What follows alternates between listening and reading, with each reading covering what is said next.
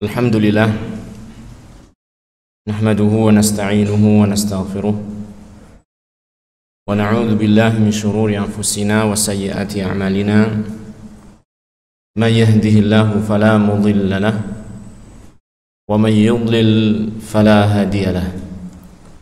Asyhadu an la ilaha illallah wahdahu la syarika lah wa asyhadu anna Muhammadan 'abduhu wa rasuluh.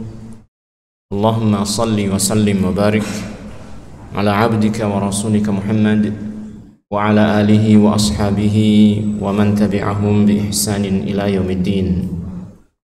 Qala Allah Ta'ala fi kitabihil karim, ya ayyuhalladzina amanu taqullaha haqqa tuqatih wa la tamutunna illa wa antum muslimun. Amma ba'd. Alhamdulillah, ma'asyiral muslimin rahimani wa rahimakumullah. Tidak lupa kita panjatkan puji syukur kepada Allah Subhanahu wa taala atas limpahan nikmat dan taufiknya kepada kita semua, sehingga pada malam hari ini kita bisa kembali berkumpul di masjid ini, yang mudah-mudahan perkumpulan kita senantiasa mendapatkan rahmat dan barakah dari Allah Subhanahu wa taala.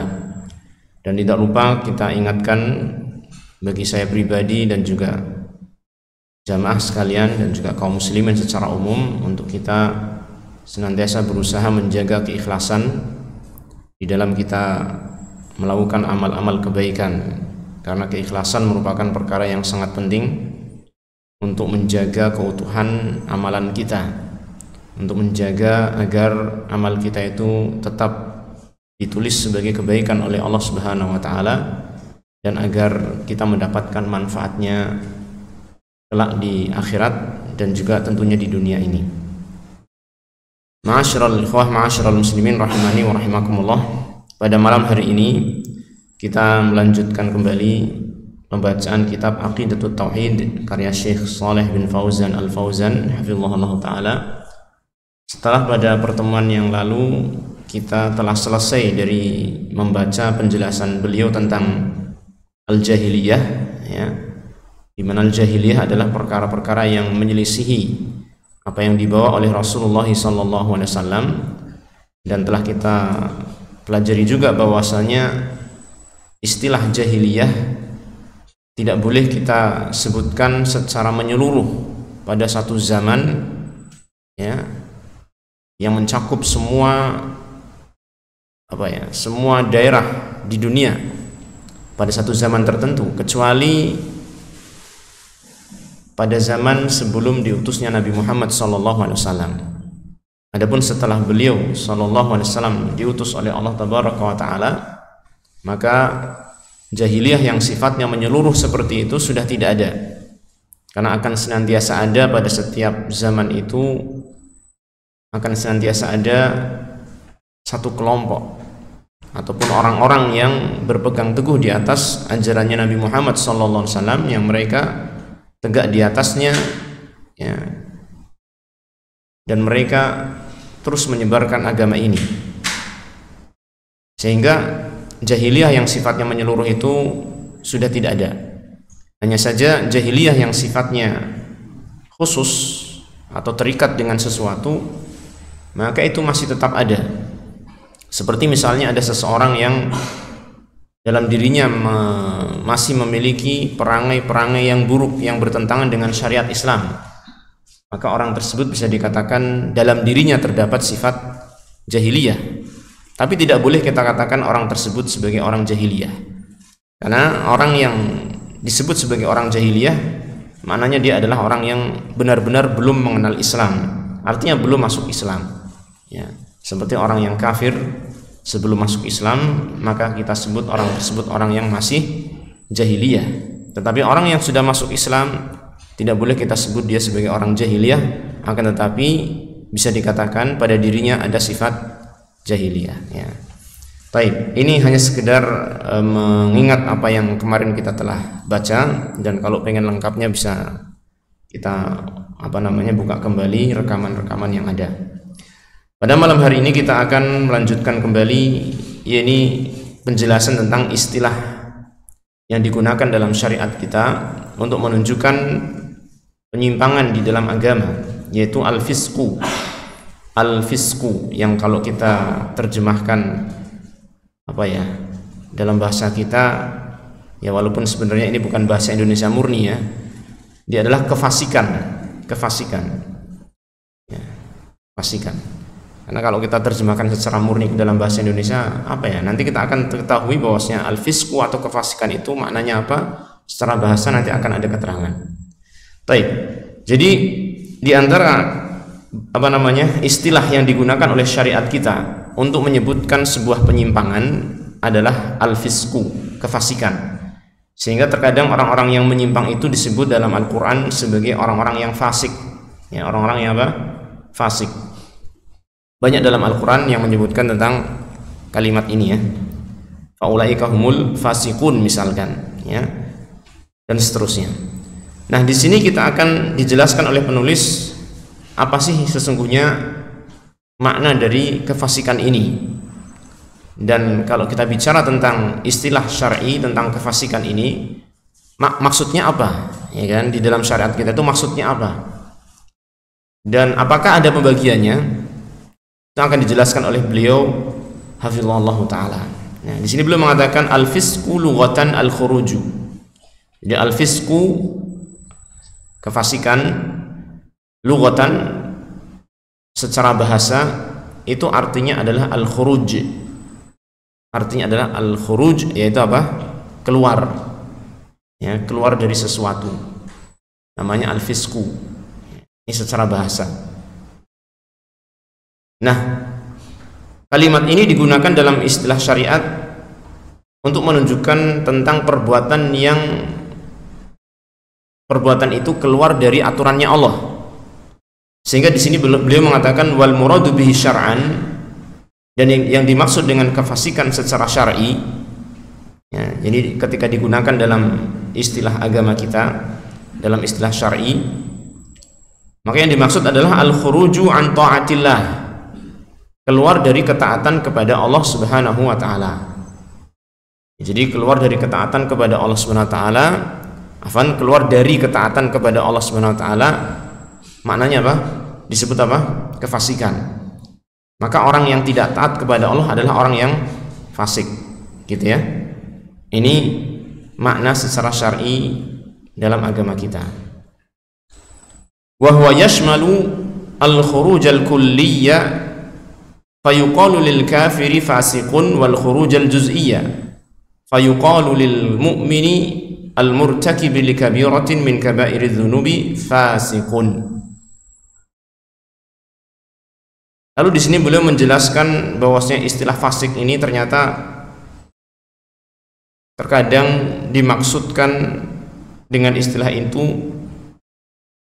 sifat keluar dari ketaatan secara mutlak atau secara menyeluruh, secara totalitas, dan terkadang dimaksudkan dengan apa? Sifat keluarnya seseorang dari ketaatan tapi secara parsial, tidak menyeluruh, tidak totalitas. Sehingga di sini sekaligus beliau ingin menjelaskan kepada kita bahwasanya kefasikan itu dalam istilah syar'i itu ada dua macam. Ada dua macam, ya. Beliau mengatakan di sini wa huwa yashmalul khuruj al-kulli, dan dia kefasikan ini yang bermakna keluar dari ketaatan kepada Allah taala ini mencakup al-khuruj al-kulli, keluar secara kulli, secara total. Ini seseorang yang secara totalitas itu keluar dari ketaatan kepada Allah, sama sekali nggak memiliki ketaatan kepada Allah, ya. Berarti dia adalah orang yang bagaimana? Orang yang kafir, karena dia sama sekali tidak mau taat kepada Allah Subhanahu wa taala. Maka di sini bisa dikatakan sebagai kefasikan yang besar. Kefasikan yang apa? Yang besar. Sebagaimana pada pembahasan sebelumnya tentang kesyirikan, kekafiran, ada terbagi menjadi apa? Dua, ya. Kesyirikan yang besar, kekafiran yang besar, dan kesyirikan yang kecil dan kekafiran yang kecil. Maka di sini pun ternyata demikian. Kefasikan nanti terbagi menjadi dua. Ada kefasikan yang besar, yang dia maknanya adalah keluar secara totalitas dari ketaatan kepada Allah, sama sekali nggak mau taat kepada Allah Subhanahu wa taala. Ini kefasikan yang besar. Fayuqalu lil kafiri fasiqun, sehingga orang yang kafir disebut sebagai fasik. Orang yang kafir disebut sebagai fasik. Nanti akan ada contoh-contoh ayat yang menggunakan kalimat fasik dengan maksud dia adalah orang yang kafir. Nanti ya di sini di paragraf berikutnya. Baik. Jadi ini cakupan yang pertama dari istilah fasik dalam syariat kita. Fasik bermakna apa? Keluar secara total dari ketaatan kepada Allah Ta'ala, ya. Dan juga dia mencakup juga wal khurujal juz'i, mencakup juga keluar secara parsial, secara sebagian dari ketaatan kepada Allah Subhanahu wa Ta'ala. Maksudnya pada sebagian perkara dia masih taat kepada Allah, tapi pada sebagian yang lain dia tidak taat kepada Allah Subhanahu wa Ta'ala. Maka yang seperti ini, ya, istilah ini disematkan kepada siapa?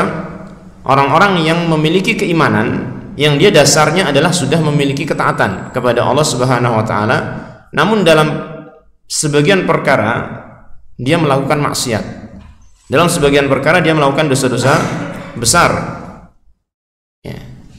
Maka dikatakan oleh beliau di sini, fayuqalu lil mu'minil murtakibi li kabiratin min kaba'iri dzunub fasiqun. Maka dikatakan, disebut untuk seorang mukmin yang melakukan salah satu di antara dosa-dosa besar, dia disebut sebagai orang yang fasik, ya, orang yang fasik. Jadi difahami ini ya, jelas insyaallah. Nah di sini berarti dalam definisi fasik ataupun dalam pembagian fasik, dalam istilah fasik yang dipahami oleh Ahlus Sunnati wal Jamaah, bahwasanya istilah fasik itu bisa merujuk kepada orang yang kafir, bisa merujuk kepada orang yang melakukan dosa besar. Dan sudah kita pahami pelaku dosa besar menurut Ahlus Sunnah wal Jamaah, dan ini menurut pendapat yang benar, keluar dari Islam tidak keluar dari Islam, ya, dia masih muslim walaupun nanti terancam neraka karena dosa besarnya. Nah, maka dari sini ada perbedaan penggunaan istilah fasik dalam istilahnya Ahlus Sunnah wal Jamaah, dan ini adalah penggunaan yang benar, bahwasanya dia ada dua macam ini tadi ya, dengan penggunaan yang dengan istilah fasik yang digunakan oleh orang-orang Mu'tazilah. Orang-orang Mu'tazilah itu kadang juga menyebutkan istilah fasik ini untuk pelaku dosa besar. Tetapi sebagaimana kita pahami, orang-orang Mu'tazilah menganggap pelaku dosa besar itu sudah keluar dari iman, walaupun mereka tidak terang-terangan mengatakan pelaku dosa besar kafir, ya. Maka istilah fasik kalau datang dari penganut paham Mu'tazilah, maka yang dimaksud adalah bukan fasik seperti yang ada di dalam pemahamannya Ahlus Sunnah wal Jamaah. Istilah fasik dari kelompok Mu'tazilah itu maknanya adalah orang yang berada di antara dua manzilah, ya, orang yang berada di antara dua kedudukan, tidak beriman, tidak juga kafir. Ini orang yang bingung, ya, menyebutkan tentang pelaku dosa besar, nggak tahu istilahnya apa, sehingga dia membuat istilah sendiri, fil manzilah bainal manzilatain, dan kemudian ketika ketemu kalimat fasik maka dia jadikan kalimat itu sama dengan fil manzilah bainal manzilatain. Ini kelompok Mu'tazilah, ya. Dan tentunya ini kelompok yang menyimpang ya, Mu'tazilah. Baik. Jadi di sini kita ketahui bahwasanya istilah fasik menurut yang benar, ini pendapatnya Ahlus Sunnah wal Jamaah, yang ini juga ditopang oleh dalil-dalil yang ada sebagaimana nanti akan kita pelajari setelah ini. Istilah fasik ini ada dua macam. Maka di sini belum mengatakan fal fisqu qisman. Fal fisqu fisqani. Maka kefasikan itu ada dua macam kefasikan. Ya, ini ringkasnya, bukan ringkasnya, penjelasannya ya, karena dibandingkan di atas ini lebih panjang. Kefasikan itu ada dua macam kefasikan. Yang pertama adalah fisqun yanqulu 'anil millah. Kefasikan yang dia itu mengeluarkan dari agama. Ini yang tadi disebut di atas dengan kefasikan yang maknanya apa? Keluar dari ketaatan secara totalitas, ya, al-khurujul kulli. Kefasikan yang mengeluarkan dari agama Islam. Wa huwal kufru, dan kefasikan yang ini sama dengan kekafiran. Jadi kefasikan ini, istilah kefasikan yang pertama ini adalah sama dengan apa? Kekafiran. Wa huwal kufru. Fayusammal kafiru fasiqon, sehingga orang kafir bisa disebut fasik. Ya, dengan istilah ini. Dan ini sudah disebutkan di dalam Al-Quran, penggunaan istilah fasik untuk menyebutkan siapa? Orang yang keluar dari Islam. Faqad dzakarallahu iblisa, maka Allah Ta'ala telah menyebutkan iblis dalam surat Al-Kahfi, ya, dalam surat Al-Kahfi ayat ke berapa? 50 ya. Fafassaqa an amri rabbih. Jadi ketika Allah Ta'ala menyebutkan bahwasanya Allah Ta'ala memerintahkan para malaikat untuk sujud kepada Nabi Adam, ya kan? Wa idz qulna lil malaikati isjudu li Adam fasajadu, ya, ketika kami katakan kepada para malaikat sujudlah kalian kepada Adam, lalu para malaikat pun sujud, ya, mengikuti perintah Allah Ta'ala, illa iblis, kecuali iblis. Ya, Allah Ta'ala sebutkan iblis karena sebagaimana diterangkan oleh para ulama, ketika itu iblis berada, ya, di bersama dengan para malaikat ketika itu. Artinya bersama dengan para malaikat termasuk makhluk yang diperintahkan oleh Allah Ta'ala untuk sujud kepada Nabi Adam alaihissalam. Jadi Allah Ta'ala memerintahkan kepada para malaikat untuk sujud kepada Nabi Adam, illa iblis, fasajadu, para malaikat pun sujud, illa iblis, kecuali iblis tidak mau sujud. Kana minal jinni, dan iblis itu adalah termasuk golongan jin, ya. Ini menjadi dalil tegas bahwasanya iblis itu bukan golongannya malaikat, karena sebagian ulama ada yang ketika mendapatkan ayat dalam Al-Quran bahwasanya iblis juga ikut diperintah untuk sujud kepada Nabi Adam, mereka menganggap iblis termasuk golongannya siapa? Malaikat. Tapi di sini tegas Allah mengatakan kana minal jin. Iblis itu termasuk golongannya jin, bukan termasuk golongannya malaikat. Bedanya apa jin dengan malaikat? Malaikat dicipta dari cahaya, sedangkan jin dicipta dari api, ya kan? Beda. Kana minal jinni fafassaqa an amri rabbih. Allah mengatakan tentang jin itu, tentang iblis itu, dia adalah bagian dari jin, termasuk golongan jin. Fafassaqa an amri rabbih. Nah, Allah mengatakan di sini iblis itu fasik, ya. Artinya apa? Keluar dari perintah Tuhannya. Fasik dari perintah Tuhannya. Ya. Allah Ta'ala menyebutkan tentang iblis. Iblis itu kafir enggak? Kafir kan? Allah menyebut tentang iblis yang kafir ini dengan sebutan fasik, menunjukkan bahwasanya istilah fasik dalam ayat ini, ya, maknanya adalah apa?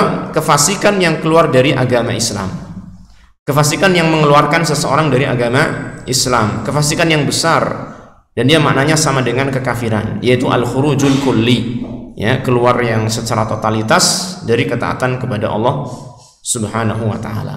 Maka Syekh mengatakan wa kana dzalikal fisqu minhu kufran, dan kefasikan yang terjadi dari iblis ini adalah berupa kekafiran, ya, jadi fasik di sini sama dengan apa? Kekafiran. Dalam ayat yang lain, ya, Allah Ta'ala menggunakan istilah fasik juga untuk menyebutkan orang yang kafir. Wa qala Allah Ta'ala dalam surat As-Sajdah ayat 20. Wa qala Allah Ta'ala wa ammal ladzina fasaqu fama'wahumun nar. Adapun orang-orang yang fasik, maka tempat kembalinya mereka adalah neraka. Ini Allah Ta'ala menyebutkan tentang orang yang fasik, tempat kembali mereka adalah neraka. Siapakah orang yang fasik yang dimaksud dalam ayat ini? Syekh mengatakan yuridul kufar. Orang fasik yang disebut dalam ayat ini adalah orang-orang yang kafir, ya. Dari mana tahu kalau mereka orang yang kafir? Dalla ala dzalika qauluhu, hal itu ditunjukkan oleh firman-Nya. Jadi kelanjutan ayat tadi, kullama aradu ay yakhruju minha u'idu fiha. Ya, setiap kali mereka ingin keluar dari neraka, u'idu fiha, mereka dikembalikan kepadanya. Mereka nggak bisa keluar. Wa qila lahum, dan dikatakan kepada mereka, dzuqu adzaban nar, rasakanlah oleh kalian siksaan neraka ini, alladzi kuntum bihi tukadzibun, alladzi kuntum bihi tukadzibun, yang siksaan neraka ini dahulu kalian mendustakannya. Ya, jadi mereka yang ada di dalam ayat ini yang disebutkan dengan istilah fasik masuk dalam neraka dan tidak keluar selama-lamanya, nggak akan mungkin keluar, karena setiap kali mereka ingin keluar kembali lagi, dikembalikan lagi, dimasukkan lagi ke dalamnya. Setiap kali ingin keluar nggak bisa. Berarti mereka itu kafir atau muslim? Kafir, karena seandainya dia itu muslim ada kesempatan untuk keluar ya dari neraka dengan syafaatnya Allah Tabaraka wa Ta'ala, kan gitu. Ketika mereka disebutkan dalam ayat ini tidak mungkin keluar dari neraka, maka mereka adalah orang yang kafir. Nah, di sini Allah Ta'ala menyebut mereka ini dengan istilah apa? Fasik, fafasaku. Ya, adapun orang wa ammal ladzina fasaqu wafan wa ammal ladzina fasaqu, adapun orang-orang yang fasik, ya kan, berarti kefasikan yang disebutkan dalam ayat ini, istilah fasik dalam ayat ini maknanya adalah apa? Keluar secara total dari ketaatan kepada Allah Ta'ala, dan dia adalah kekafiran ya, kefasikan yang besar. Jelasnya ini ya, ini penjelasan tentang kefasikan yang bermakna kekafiran. Nah, kalau ini kefasikan yang bermakna kekafiran, insya Allah semua kelompok seperti Mu'tazilah dan Khawarij mereka memahaminya. Tapi yang jenis kedua ini, ya, yang kedua, yaitu kefasikan yang jenis kedua, itu tidak difahami oleh orang-orang Mu'tazilah ataupun orang-orang Khawarij. Ya, karena mereka tidak memiliki pemahaman yang benar dalam masalah ini, dalam masalah pelaku dosa besar, sebagaimana yang tadi kita singgung sedikit. Ya, Syekh mengatakan di sini, wa yusamma murtakibul kabirati minal muslimina fasiqa, dan pelaku dosa besar dari kalangan kaum muslimin disebut juga sebagai orang yang fasik. Nah, ternyata gitu, orang Islam yang dia itu apa, suka melakukan dosa besar, ternyata diberi istilah juga dalam syariat kita sebagai orang yang fasik. Jadi ternyata istilah fasik itu terkadang disebutkan untuk orang yang kafir, terkadang disebutkan untuk orang yang muslim tapi pelaku dosa besar. Jelas ya? Walam yukhrijhum fisquhum minal Islam, dan kefasikan dia tidak mengeluarkannya dari agama Islam. Artinya dia masih muslim. Dia masih muslim. Nah, ini tadi yang disebut dalam penjelasan definisi kefasikan tadi dengan kefasikan yang apa? Parsial. Ya, al-khurujul juz'i, keluar secara parsial dari ketaatan kepada Allah Subhanahu wa Ta'ala. Ya, dalam pokok-pokok keimanan dia masih taat, masih beriman kepada Allah, masih beriman kepada hari akhir, masih beriman kepada Rasulullah, utusannya Allah Tabaraka wa Ta'ala. Tapi dalam amalan-amalannya barangkali dia masih melakukan banyak kesalahan-kesalahan, banyak dosa, pelanggaran-pelanggaran, masih melakukan perkara-perkara yang haram, meninggalkan sebagian yang wajib. Nah, orang yang seperti ini ya tidak keluar dari Islam, tapi secara istilah bisa disebut sebagai fasik ya, tetapi fasik yang jenis yang kedua ini, fasik yang tidak keluar dari Islam. Nah, jelasnya ini ya. Taib. Nah, di antara dalil yang menunjukkan akan hal ini, penggunaan istilah fasik ya untuk pelaku dosa besar. Qala Allah Ta'ala, Allah Ta'ala berfirman, itu tentang orang-orang yang menuduh zina terhadap orang-orang yang baik-baik ya. Dalam surat An-Nur ayat yang keempat, Allah mengatakan walladzina yarmunal muhsanati, dan orang-orang yang menuduh zina terhadap orang-orang, para wanita yang menjaga kehormatan dirinya. Ada wanita-wanita yang dia itu tidak terbetik pada dirinya melakukan perbuatan zina, bahkan mereka adalah wanita-wanita yang baik-baik yang menjaga kehormatan diri. Ternyata ada orang yang menuduhnya berbuat zina. Maka orang yang menuduh berbuat zina ini, orang yang menuduh orang lain berbuat zina itu punya kewajiban apa? Mendatangkan saksi ya. Saksinya berapa? 4 orang. Saksinya 4 orang yang melihat langsung perbuatan zinanya, bukan hanya sekedar kabar berita, dia melihat langsung dengan mata kepalanya ya. Melihat jelas-jelas perbuatan zinanya, bukan hanya sekedar pelukan, ciuman, bukan, tapi benar-benar melihat perbuatan zinanya, kata para ulama, sebagaimana ember masuk ke dalam sumurnya, dilihat. Berat gak? Berat. Ingin menuduh orang berbuat zina harus mendatangkan saksi yang benar-benar melihat kejadian seperti ini, jelas 4 orang. Coba bayangin. Makanya kata para ulama itu, kalau ada penegakan hukuman pelaku zina di syariat Islam, di dalam sejarah Islam itu, ya kan, yang ada itu bukan karena dilihat, bukan karena dituduh, kemudian penuduh itu mendatangkan saksi, kemudian dilakukan hukuman terhadap pelaku zina ini. Tidak, adanya adalah karena pengakuan diri. Biasanya seperti itu. Dalam sejarah Islam tidak mungkin ada kejadian, ya, maksudnya secara realitanya tidak terjadi penegakan hukuman pelaku zina itu gara-gara adanya orang yang menyaksikan pelaku zina itu berbuat zina. Adanya adalah penegakan hukuman perbuatan zina itu karena orangnya sendiri yang mengakuinya, ya. Karena memang berat. Seorang muslim ketika ada orang yang berbuat zina ketahuan oleh dia, orang yang masih muslim beneran, tentu dia kecemburuannya akan muncul. Tidak akan memanggil temannya, ayo kita lihat. Malah dia pasti akan langsung menegakkan amar ma'ruf ketika itu, nahi mungkar ketika itu langsung, ya kan? Dan dia nggak akan menikmati seperti itu kan, ya. Jadi kemungkinannya sangat kecil sekali ini adanya penegakan hukuman zina yang terjadi karena adanya persaksian orang lain. Yang ada adalah karena pengakuan sendiri. Seperti di zaman para sahabat dulu ada beberapa orang yang dihukum dengan rajam, ya, karena dia mengakui dirinya telah berbuat zina tanpa ada persaksian dari orang lain, ya. Jadi memang muncul karena kesadaran diri, ya. Maka ketika ada seorang yang menuduh wanita baik-baik melakukan perbuatan zina, menuduh dia melakukan perbuatan zina, tsumma lam ya'tu bi arba'ati syuhada, lalu dia tidak bisa mendatangkan 4 orang saksi, yang saksinya seperti tadi saya sebutkan, maka orang yang menuduh ini dia telah berdosa besar.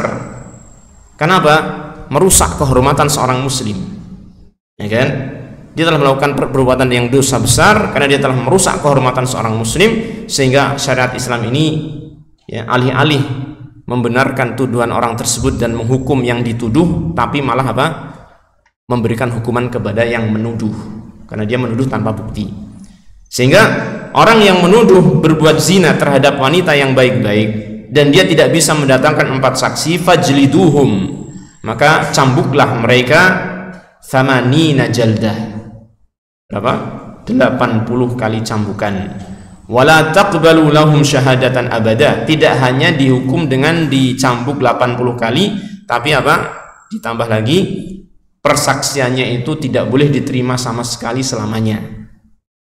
Artinya dalam kesempatan lain kalau dia itu mempersaksikan sesuatu perkara nggak kepake, kamu udah cacat, udah di blacklist persaksianmu, ya kan? Orang yang menuduh orang yang menuduh wanita baik-baik berbuat zina dicambuk 80 kali, kemudian di blacklist persaksiannya, nggak bisa lagi menjadi saksi, ya. Dan Allah mengatakan tentang orang ini, orang-orang yang menuduh seperti itu, ya, wa ulaika humul fasiqun. Allah Ta'ala menyebutkan mereka disebut sebagai mereka itulah orang-orang yang fasik. Apakah fasik dalam ayat ini sama dengan fasik dalam 2 ayat yang sudah kita baca di atas tentang iblis dan tentang orang yang di dalam neraka tidak keluar? Sama tidak? Tidak. Sama-sama istilah fasiknya ternyata berbeda maksud, ya. Jadi istilah fasik dalam agama kita, dalam syariat kita, kadang dimaksudkan adalah kekafiran, kadang dimaksudkan adalah dosa besar yang tidak menyebabkan kafir. Ini orang yang menuduh berbuat zina itu tidak keluar dari Islam, dia masih muslim. Kalau seandainya dia keluar dari Islam, hukumannya bukan cambuk, ya enggak? Apa hukumannya? Kalau keluar dari Islam, misalnya orang yang menuduh berbuat zina ini, ya, dengan dosa menuduh berbuat zina itu, dia dikatakan fasik yang keluar dari Islam. Apa hukumannya? Ya dibunuh. Man baddala dinahu faqtuluh. Ya kan? Siapa saja yang mengubah agamanya, bunuhlah dia. Jadi hukuman dalam Islam itu orang yang murtad itu dibunuh. Sebagaimana nanti akan ada pembahasan tentang masalah murtad setelah pembahasan tentang masalah dhalal, ya, ada di sini nanti riddah itu nanti ada sendiri, nanti akan kita pelajari insyaallah. Ya, jadi seandainya orang yang berbuat dosa besar itu kafir, maka Allah tidak akan mengatakan di sini fajliduhum tsamanina jalda. Ketika Allah mengatakan mereka dicambuk 80 kali, artinya mereka masih dibiarkan hidup kan? Iya kan? Bukan dibunuh kan?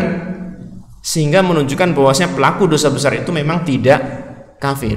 Dan ini dalil, salah satu di antara dalil yang menopang pemahamannya Ahlus Sunnah wal Jamaah dan menggugurkan pemahamannya siapa tadi? Orang-orang Mu'tazilah ataupun Khawarij yang mereka menganggap pelaku dosa besar itu keluar dari Islam.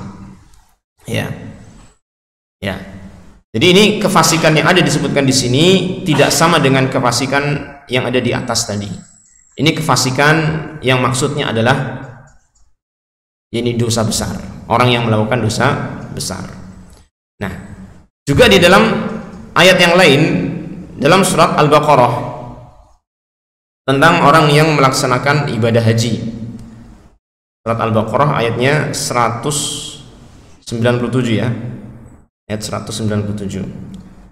Allah Ta'ala mengatakan, "Faman farada fihinnal hajja fala rafatha wala fusuqa wala jidala fil haji." Ya. Barang siapa yang farada fihinnal hajja, farada itu azan toh? Bukan? Belum 2 menit.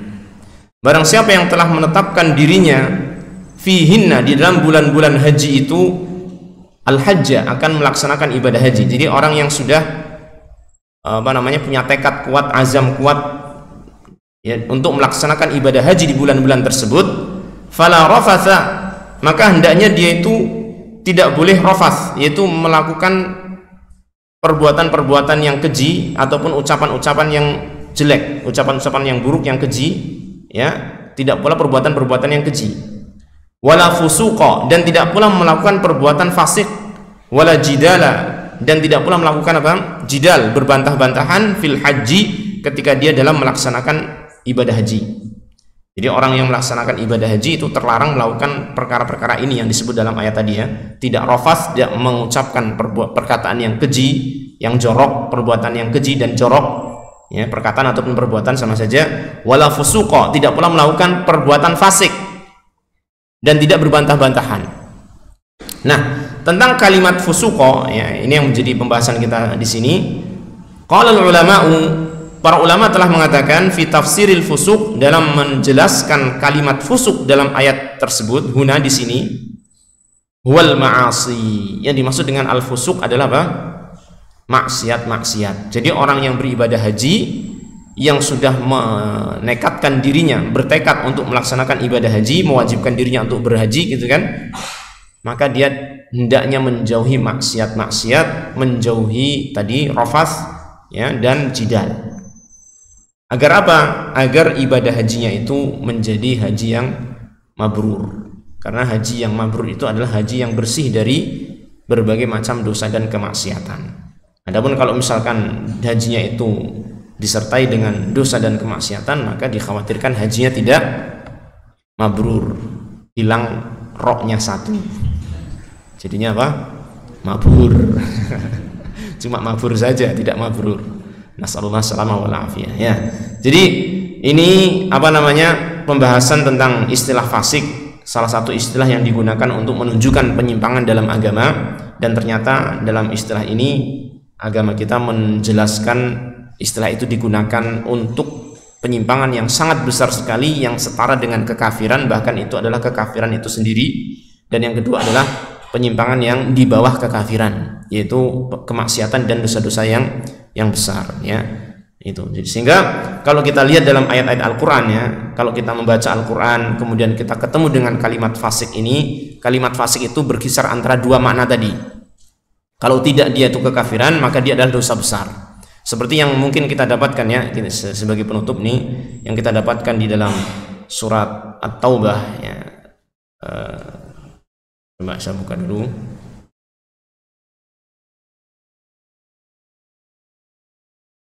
Dalam surat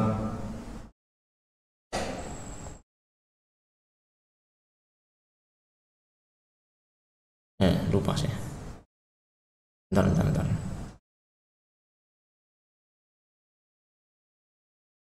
Surat At-Taubah. Nah.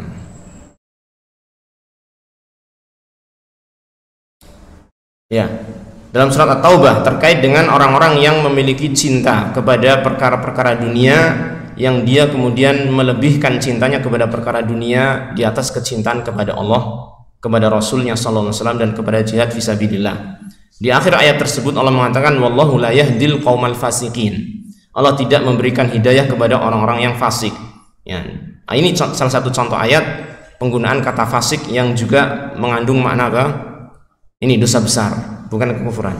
Yani Allah telah mengatakan qul in kana aba'ukum wa abna'ukum wa ikhwanukum wa azwajukum wa 'ashiratukum wa amwalun iqtaraftumuha wa tijaratun takhshawna kasadaha wa masakinu tardawnaha ahabba ilaikum minallahi wa rasulihi wa jihadin fisabilihi fatarabbasu hatta ya'tiyallahu bi amrihi wallahu la yahdil qaumal fasiqin.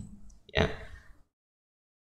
Katakanlah wahai Rasul, seandainya bapak-bapak kalian, anak-anak kalian, saudara kalian, istri-istri kalian, kemudian kerabat-kerabat kalian, harta benda yang kalian usahakan, perdagangan yang kalian khawatirkan ruginya, kemudian rumah-rumah tinggal yang kalian senangi, itu semua lebih kamu cintai daripada Allah dan Rasulnya dan jihad fisabilihi, maka tunggulah sampai Allah Ta'ala mendatangkan siksanya.